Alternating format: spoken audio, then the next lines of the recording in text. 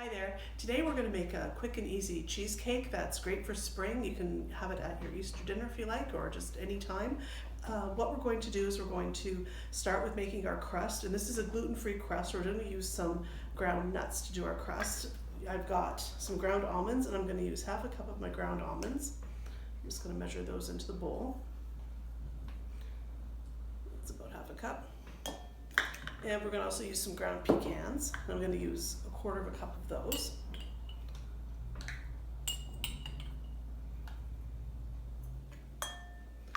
And then to flavor it, I'm going to use some cinnamon and some ground ginger and a little pinch of salt.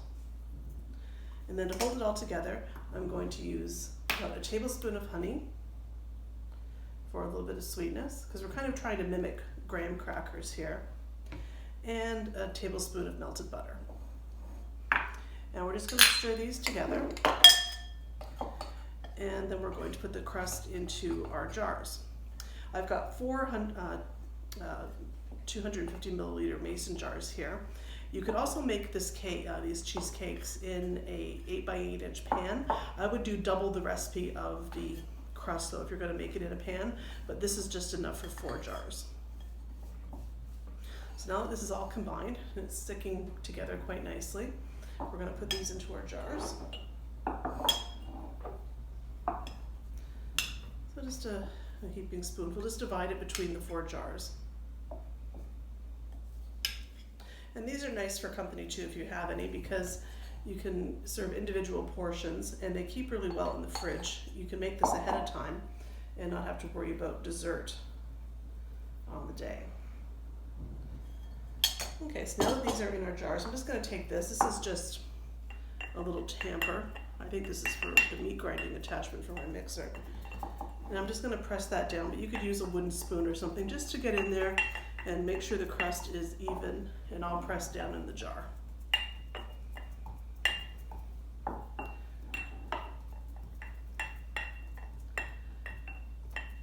And then you can put these in the fridge and let it harden up while you make your filling. Now we're going to make the filling for our cheesecake. In my bowl I've got a 250 gram brick of cream cheese. It's at room temperature. You want the cream cheese to be soft, otherwise you're going to end up with a lumpy batter. And to that I'm adding half a cup of plain Greek yogurt.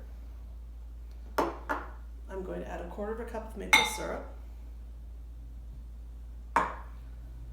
2 tablespoons of lemon juice plus the zest from the lemon, and a half teaspoon of vanilla extract. So I'm going to blend this with an electric mixer until it's smooth.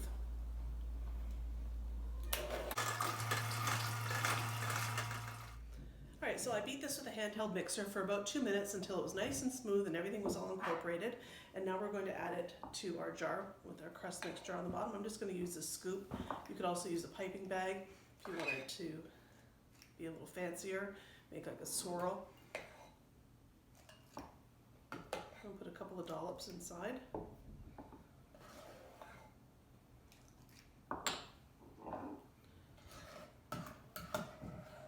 If you wanted to make a bigger version of this, you can easily double this recipe and do it in a round pan like a traditional no-bake cheesecake, or you can do it in a square pan and serve it as squares. I like the jar presentation. I think it makes a really pretty presentation.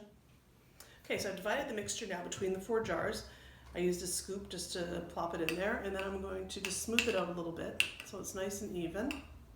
If you get some on the rims, you can just clean it up with a bit of a paper towel and just kind of poke that down. And then we're going to add some fresh berries on the top to finish it off. So here I have a mixture of fresh blueberries and strawberries. And blueberries match really nicely with the lemon flavor of the cheesecake batter. And just pile in those berries on the top to bring it up to the top.